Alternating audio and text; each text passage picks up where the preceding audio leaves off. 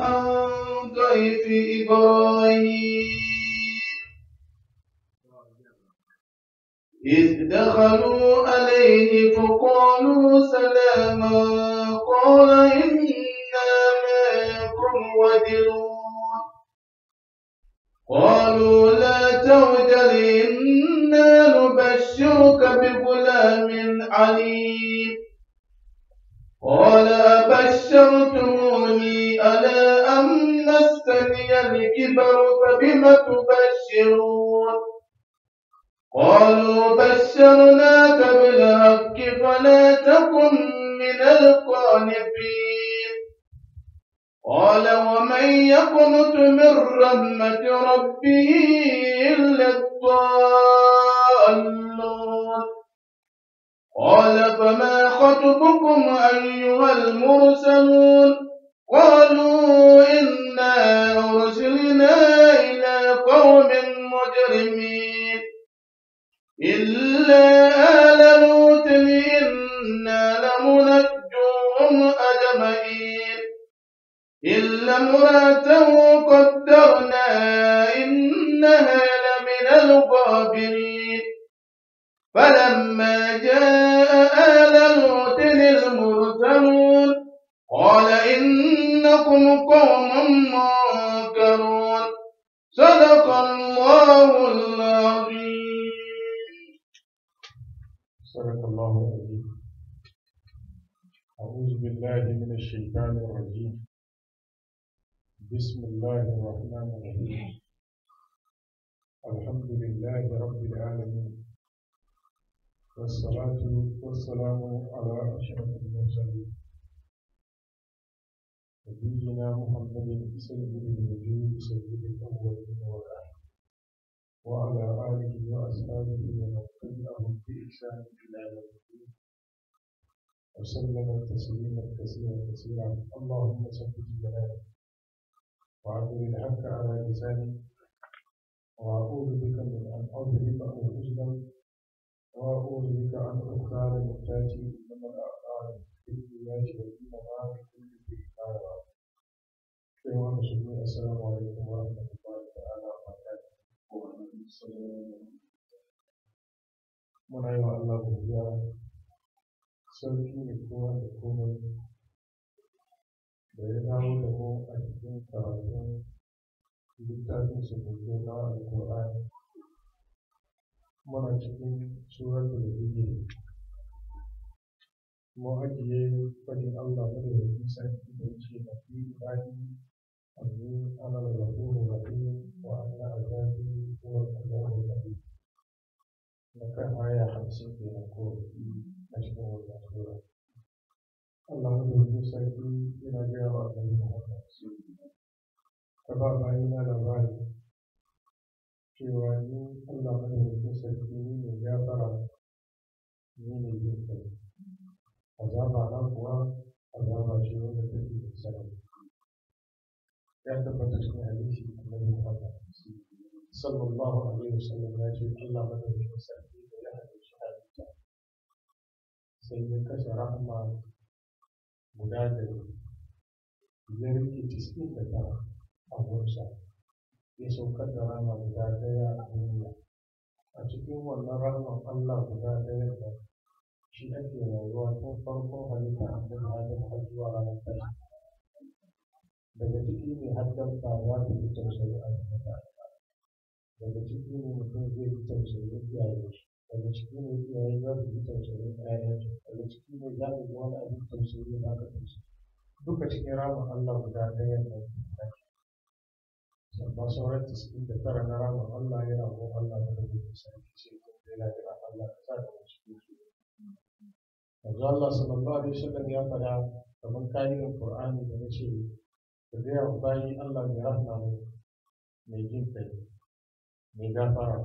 sa'an nan ka gaya musu kuwa azabin shi yana da sanadi shi ne kayan wa'azi a koda yaushe. Annabi sallallahu alaihi wasallam ya ce inda bawa ya san irin rahmar da Allah ke da shi da ko kafin ya yi kwadon kamar wani lahira ya shiga aljanna. Da ce da kuwa bawa ya san irin sananin azabar da ke wuta to da komai imanin mutum sai ya ga kamar da kyar fi sallah. To saboda shi musulmi haka ya kamata ya zama kullum kar aikin da ya aikata su rube shi. Sam sai da Umar radiyallahu anhu ya kai sai yana cewa wallahi inda za a saya filin kiyama a ce dukkan wanda ke nan sun tafi aljanna sai mutum guda ya ce to da ya ji tsoro shi ne gudan da ba zai ba. Ya ce da za a ce duk waɗanda ke nan sun tafi wuta sai guda ɗaya kawai za shi aljanna da ya wuri shi a ce da shi ne sauran guda. Yasa kullum mu'mini tabi'ar shi ne tsakanin neman kwadon alherin da ke gun Allah madaukakin sarki da kuma a disimta jin tsoro irin hukumar da ke ci. Saboda kacal ne mutum zai gwamce shi ya fada cikin hallaka wanda ba a ranar dawowa Allah ya kiyaye. Hadisin da ya inganta wurin manzon Allah ya ce kaga mutum yana aiki irin mutanen aljanna sai ajali ta yi kusa sai ka gani alkalamin tarin da ya shi ta ba da gwamce shi ya aiki wa mutum shi wani ko ya aiki irin na wuta sai dab da lokacin mutuwa sai ya aiki mutane aljanna sai kaga ya shiga aljanna. Wai su ko za su rayu musulmi su kare musulmi su koma aljanna lafiya Allah ka sa da haka. Ubangijin Allah kullum rahamarsa ya fi azabin shi yawa. Rahama sifa ce zati, azaba sifa ce ahliya wanda tana zuwa. Kai mun gane ko in ba domin nauyin azaba ba da rayuwar duniya ba za ta yi ba da shi komai ya lalace. Da kuma azzalimai sun ci garan basa. Ya zalunce ka saboda ya fi ka kare. Shi ke nan ba sai mai kuma amma da yake akwai lahira akwai ranar sakayya imanin ka yana gaya maka hakkin ka da aka karbi akwai ranar da kana needy very badly a ranar za ka karbi a kara maka yana kawo maka wani kwanciyar hankali. In ba haka nan ba wanda bai da shi sai dai kashe kanshi ya huta duk abin da aka mai ba babu ranar da za a karbi a rana. Ai mun gane ko to saboda haka nau'in azaba nau'i ne na adalci na ubangiji madaukakin sarki. Rahama kuwa na jin kai ne daga gare shi wa bayi to Allah ka sa mu da shi je ne wa ونبئهم عن ضيف إبراهيم ونبئهم كباس العباري يا كي النبي محمد صلى الله عليه وسلم والنوام أتديني أكن نبي إبراهيم أي mun gane ko shi sa da mirin mu a nan gaje kuma zuwa ga bayin ne alwayo a cikin wannan ne cikin encourage wani bawan Allah da yake encourage mutane game da aljanna da yawan rahman Allah yana cewa idan ba ki da rabbaka yau ba hashirin da kika da mata rabbaka da ba'asi in ka zo ka ga Allah ranar tashin kiyama irin zunubin da ake kawowa ya ce ya yafi ba ku to kai ba wani laifin duniya da ba kai ba da ka ce a shi na barbanza ba na yi ba da yau ba komai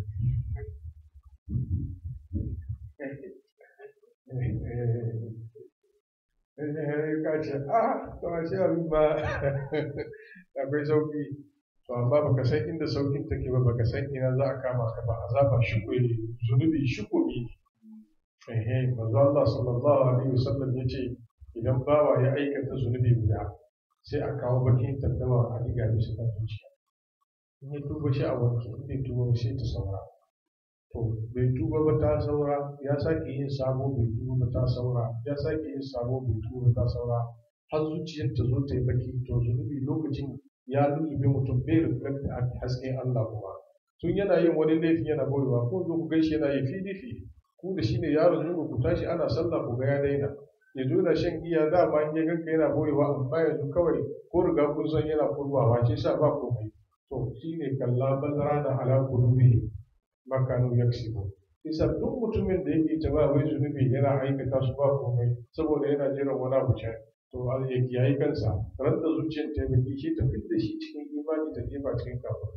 to rahaman wanda ya mutu da imani shi ke samu kai ko ranar mutuwa an zara imani ka mutu kafiri to ya magana saboda shi Allah ya kiyaye wannan bihum ka ba su labari ya kai annabi Muhammad sallallahu alaihi wa sallam an daifi Ibrahim dangane da bakin nan na annabi Ibrahim alaihi salatu wassalam kalmar dai akan yi amfani da kalmar daif ma mutum guda, akan yi amfani da shi wa jama'a, ai mun lura ko akan yi amfani da shi wa maza, akan yi amfani da shi wa mata. Larabci idan sun yi amfani da wannan kuma yana da jam'i halawa yau ne, jam'in shi shine biyu, ai mun gane ko. Amma da same time kuma mun ce yana da irin wayannan daga cikin su alfa, ai ka gane so abin tifilin da zai lam yasaru ala awratin misali, ka gane ko sa'an kuma akwai lugar da ya zo da jam'i kuma ya ambaci wa idza balagal adfalu minkumul hulma falyasta'zinu kama sta'zana alladhina min qablihim. Akwai irin wayannan lugogi a Qur'ani wanda dayansu yana ɗaukar ma'anar jama'a kuma da simta kuma yana da kiran jami'i. To daga cikin su akwai dai ka ba su labarin baki na annabi Ibrahim alaihi salatu wassalam. Wannan labarin da mun karanta shi a cikin suratul Hud da muka fita mun lura ko to amma Allah madaukakin sarki kullum yana maimaita kisan annabawa ya sanya wa annabi Muhammad sallallahu alaihi wasallam rai, sa'an nan mu kuma ya zama mana izina da wa'azi kamar yadda ayar zai zo ce inna da ayatin lil mutawassimin. Ana fadin waɗannan ne duk mai lura da hangen nisa, to shi ake gaya mu irin wannan magana. Ai mun gane ko to ne gaba wannan yuhum alaihi ibrahim إذ دخلوا عليه فقالوا سلاما قال إنا منكم وجلون قالوا لا توجل إنا نبشرك بغلام عليم. إذ دخلوا عليه يا عند سكشيكو والنبي إبراهيم عليه الصلاة والسلام فقالوا سلاما بتنوين أي منا غيشيك والإير غيشوا mun shigo maka da sallaman kuma ta aminci, nusallimu alaika salam. Ai mun gane ko kala sai annabi Ibrahim alaihi salatu wassalam ya ce inna minkum wajilun, mu kuwa muna cikin razana da tsoro dangane da sha'anin shigowa. Me ya kawo wannan razana? Mun karanta wa'yansu surori sun ba mu labarin sababin. Suratul Hud yace falamma ra'a aydiyahum la tasilu ilayhim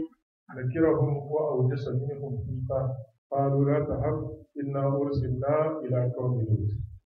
Yayin da waɗannan baki suka shigo wa annabi Ibrahim alaihi salatu wassalam kamar yadda suratul zariyat suka ce falamma da'alu alayhi qalu salama, a wannan wuri sai ce qala salamun qaumun munkarun faraga ila alihi fa ja'a bi ijlin samin فقربه إليه قال ألا تأكلون فأوجس منهم خيفة قالوا لا تخف إنا نبشرك بغلام mun lura ko isa idan kana doko kisosin na wayar su ayoyi da Qur'ani shi da su cika daidai, amma na ga akwai lokacin fara labari emergency, sa'an nan kuma idan wayar su kisosi an riga an faɗi major partin da ke ciki in an zo wani surare ba shi an sake maimaita shi exactly kamar abin da ke can wurin ba, saboda ka riga ka san farkon magana, yasa idan an zo za a cika maka yadda abin ya kare. Mun lura ko yasa wayannan baki da suka shigo suka gaida annabi Ibrahim alaihi salatu wassalam a wannan wuri kana inna minkum wajibun, amma suratul zariyat ya ba mu labarin kamar ya amsa sallama fa kanu salaman kana salamu. Ai mun gane ko sannan ya ce aka tambaye shi wani baki kai ya ce kan mun karo wani su mutane ne don gane shi ba. Shi kenan sai ya fita maza ya je zo da bigilin sa ne aka raba hudu shi ya je dafa yanka da baraki lafiyayye mai mai an ka soya aka gyara, ai an samu manyan baki aka zo aka ajiye bai gane mala'iku ba. Yayin da ya zo ya ajiye abincin gabansu sai suna kallon juna kamar mutumin fa bai gane mu ba, domin daga cikin su akwai mala'ika Jibril kuma yana yawan zuwa mishi ziyara, yana kawo mishi wahayi, amma wannan karo sun zo cikin sifa samari kyawawa ba irin yadda idan manzo zai zo mishi daga Allah na mala'ika ya saba zuwa ba, saboda shi yasa sai bai gane su ba. Amma dai ya ga yayi baki saboda karanci irin na manyan mutane, da an samu bako ba sai an tambaye shi kai dan wani gida wani gari ka fito, a fara bashi abinci a bashi ruwa ya wanka a gwada mishi wurin hutu a karrama shi tukuna a san inda asalin shi ya fito. Mun lura ko amma ba yanzu ka same shi sai ka kwashe shi har ka gane ko ashe dangi na ma ne, to lokacin shi kana neman ka sake mai wurin kwana jiya da baka san inda ya fito ba wannan da ko ina ma ya kwanta da ko gobe to wannan ba hali na masu karamci ba annabi ibrahim alaihi salatu wassalam da ya kawo abinci ajiye to mala'iku ba sa cin abinci to she suna kallon juna kamar mutumin ba bai gane ba shi ko da ya gan yadda suke kallon juna hannun bai zuwa cikin abinci wani irin bako ne na yi manyan baki na kawo musu abinci na ajiye da kowa bai taba ba aboki me za ka yi dama baka san su ba kuma ga shi ka karrama su ka ba su wurin zama mai kyau ka je ka kashe kanka dan abin da kake da shi na dabba ka yanka maza maza da gudu gudu saboda su ka zo ka kawo ka ajiye kuma na da kowane bako bai ba wanda ya yi alamar ba zai dauke sa ai sai ka suspect kamar akwai wani abu na sharri tare da mutanen ka mun lura ko to shine kana inna minkum wajilu shine annabi Ibrahim alaihi salatu wassalam yace mu kan mun razana da shigo kalmar alwajin shine tsoro wanda mutum yana cikin dawo mutanen da ke zaune da yin gare wallahi ba lafiya ku duba da kyau yadda suke yi da ka lura ko ko hasatan ba ta gada kana tafiya ko da su ga da su su ka san lokacin sun ga baki lokacin muka zo an tuyo farko ka baki biyu ba mu tafiya cikin tuyo mu biyu ba mu tafiya baka ke mu biyu haka cikin tuyo daga garin ka da wasu kai ka yanzu ga duke ka kuma da sun ga baki kawai sai kaga sun yi sulo sun kwara maka ido suna kallo in suka ga kana fara kana wato shi kenan yanzu a ce na fara to irin wannan tsoro shine ake kira alwajin ka lura ko saboda shi da wannan mu'minuna alladhina idza zukira Allahu wajilat qulubuhum ai mun gane ko wa idza tuliyat alaihim ayatuhu zadatuhum imanan wa ala rabbihim yatawakkalun yana nuna mana duk lokacin da wajen wani abin su ya zo to ka samu tawakkuli da Allah ba da sai zai ba ka Allah ya iya ba zai gaba qalu la tawjal sai mala'iku suka ce da annabi Ibrahim kada ka razana kada ka ji tsoro inna nubashshiruka bi gulamin alimin mu kan mun zo ne mu baka bushara samun wani da zaka haifa wannan da kuma alimin masani kwarai a cikin ilimi Allah madaukakin sarki zai sanar da shi ilimin littattafan da ya ba annabawa sa'annan wannan mutum a cikin ilimin da Allah ya bashi karamci zai zama annabi cikin annabawa kuma ya aiki annabi kuma annabin da zai aifa kuma ya aiki wannan shine Ishaqa alaihi salatu wassalam sai mun gane ko ya aiki Yaqub ya aiki Yusuf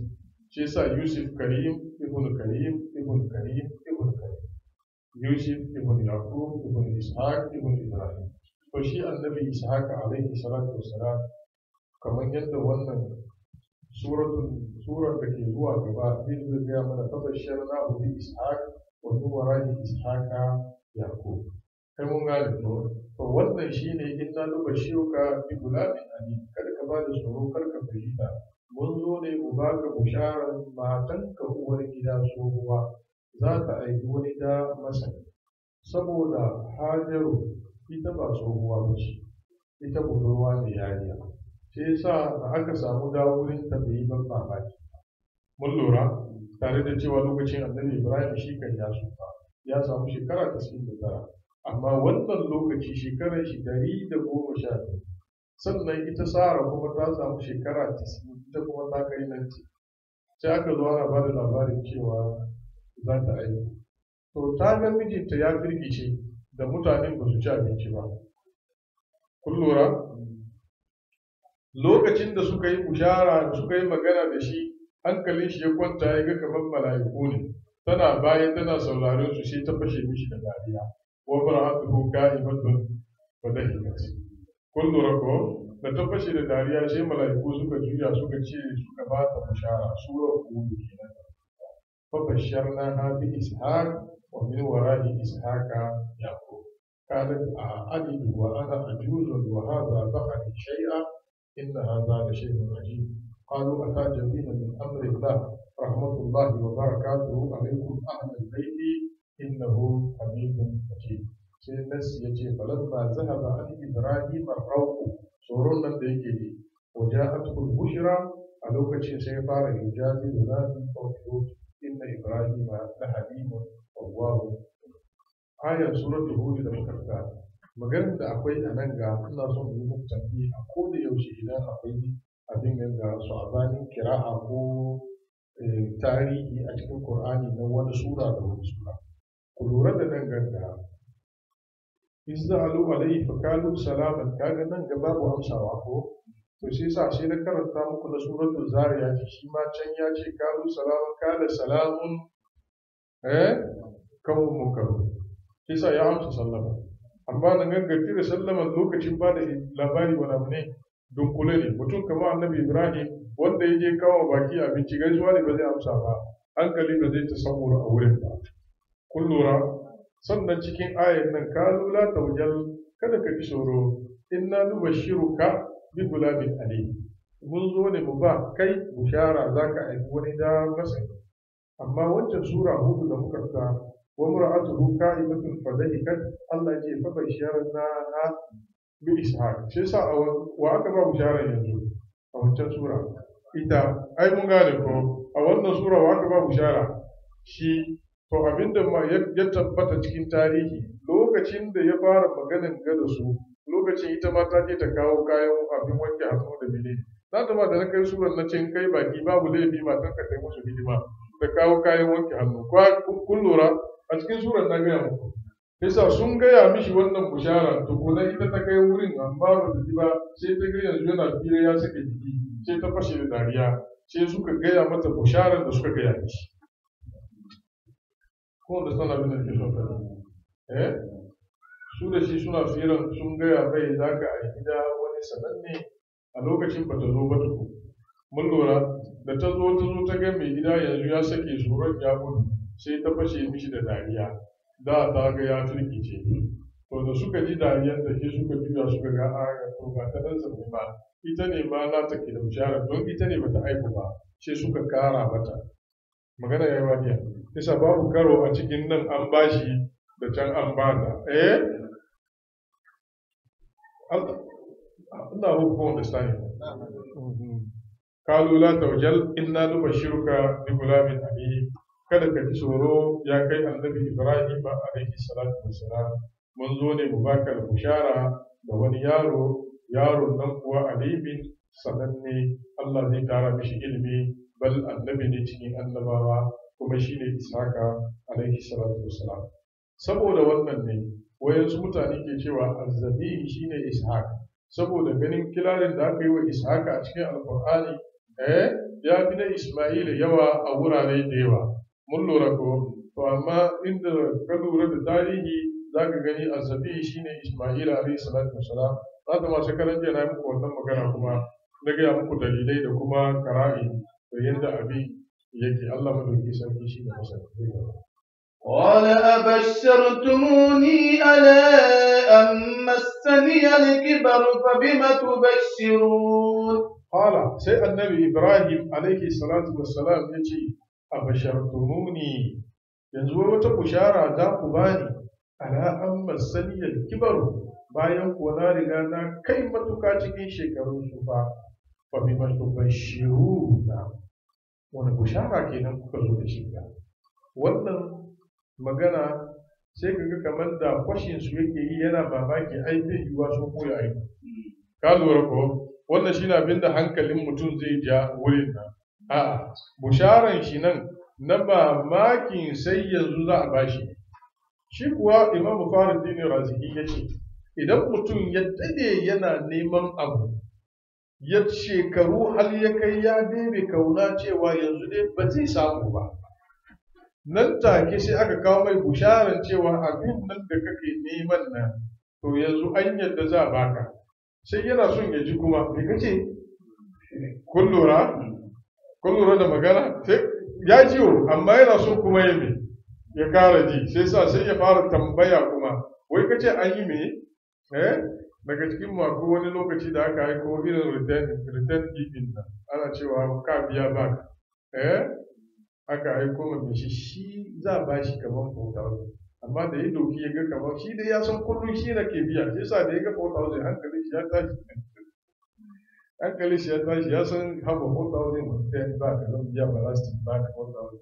yana yawon da takardar kirkice shi kenan da ya ba wata kawai Allah da ta ruwa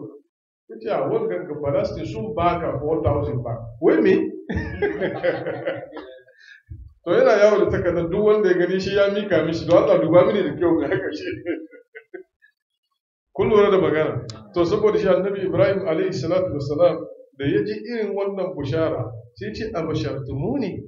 yanzu wai wata bishara za ku kawo mini ala an masaniyar kibaru bayan shekaru inda ya kai mini ga fahimma tubashiruna wani irin bishara ke ga kuka zo da shi da wannan kiraha da hafs da nono fataha isa idan mutum na karatun kiraha hafs ya ce abashartumuni ala an masaniyar kibaru fahimma tubashiruni in ana sallar ina bayan shi bacewa komai saboda idan ya yi manunu kasara zai sake fara mun lura sannan cikin ƙurra'u sab'a kuma an karanta shi haka sannan akwai kira'an fabima tubashiruni da shadda bisa kan nunun da kasara kun bai shi karanta shi haka ba mu ce mishi komai amma da lokacin da za a zo Qur'ani competition kana ji sai ya zo ya zama sai ce da wani kira'a za ka karanta shi ce hafs to in yi karanta fahimta tubashiru ni na buga mishi bai saboda hafs ya karanta da fataha kun gane difference sai sa wani lokaci kaga Qur'ani hannunka kaga kamar ba haka ya faɗi ba amma shi kaga an kyale ko da wani idan baya sake ma'ana kuma wani kari ya karanta shi haka ko da harshen mai shi ya gubce ba a cewa komai amma lokacin competition kan a wannan kira'an wa za ka karanta in ka ce na wani to ya kamata duk abin da ya rubuta a cikin nashi kira'a wannan ya kamata ya zama yasa idan ka faɗi wani harafi daban an san kayi mistake ne ba wai ka ɗauki wani kari daban ba wannan wuri idan mun lura da kyau nan gaba ayoyin gaba za ku zai fito da jawabin annabi Ibrahim cewa a bashartumuni ala an masaniyar kibaru fa tubashirun zai zama kamar yana shakkan bai iya haiku bayan ya sufa zahirin magana kenan amma hakika shine abin da na gaya muku saboda sun ce da shi karka yanke kauna ga barin rahman Allah mana sai ya ce musu ai ba wanda ke yanke kauna ga barin rahman Allah sai batacce wuce mish ba ya yanke kaunar samu bane mun lura ko idan mun karanta wannan falimatu bashiruna to wani abu shara kenan kuke bayarwa haka fassara zai zama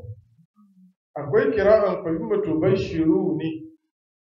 wannan kira'a tukuna a sa mishi fata'a din nan a wurin nauyin shi a lokacin nan sai ya zama altubashiruna ai mishi ismul jam'i ne ismul jam'i idan zaka ce Muhammadu guda kenan ko idan sun gamu da yawa sai ka ce Muhammaduna mun lura Ahmaduna haka zaka ce musu Muhammadu da yawa kenan sai su zo Muhammaduna da fataha kira'an wayanda suka karanta falimatu bashiruni da kasara shi kuma sun ce sun istinbatin shi ne cikin ismun tasniya in Muhammadu ne guda daya Muhammadu biyu Muhammadani nunun shi da kasara kun lura ko sa'annan yana da wata wajihi daban kuma banda wannan asalin lugan shi annabi Ibrahim ke magana abashartumuni kun lura yanzu wai kuna ba ni bushara fahimma tubashiru shi zama ni wani irin bushara kenan kuke bani ga kowane sani na amma sai ce fahimma tubashiru ne akan kira kasar shine suka ce suna lura da cewa ismu tasniya maimakon Muhammadu in sun zama biyu su zama Muhammadani Mahmudani Ahmadani sannan na uku akwai shadda a cikin nunun da kuma kira'an kasara suka ce abashartumuni ala ammasaniyar kibaru wa bima tubashiruni wato asalin kalmar nunun guda biyu ne falima tubashirunani kullura shi kenan shi aka share nunun guda domin su duka nunun guda biyu nan nunun mutaharrik ne mana ya san mutaharrik as-sakin shike sai amma duk abin da ke da wasali imma fata ko damma ko kasra sunan shi mutaharrik to yanzu kalmar harafi guda biyu iri guda kuma dukansu mutaharrik fa bima tubashiruna ni ka lura to saboda nauyi a cikin halshi sai aka share guda aka shigar da shi cikin gudan ya zama shadda duk lokacin da kaga wani harafi da shadda ka san biyu ne aka share guda aka shigar da shi sa'annan aka share mishi yawul idafa saboda kasaran nan ya bada ishara gare shi shi yasa sai suka karanta fa bima tubashiruni ma'ana fa bima tubashiruna ni wani irin bushara ke ga kuke ba ni kana yin fadi duka mala yayi wani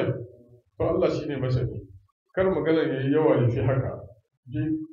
قالوا بشرناك بالحق فلا تكن من القانتين قال ومن يقنط من رحمة ربه إلا الضالين